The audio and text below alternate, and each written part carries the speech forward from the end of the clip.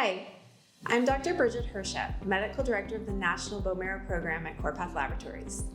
Today, we'll cover the proper techniques and common mistakes to avoid when obtaining bone marrow specimens. These include peripheral blood smears, aspirate smears, and core touch imprints, all of which are essential for an accurate diagnosis. Bone marrow biopsies can provide valuable information to help hematopathologists diagnose hematolymphoid neoplasms, including myeloid disorders, leukemia, lymphoma, myeloma, and other diseases.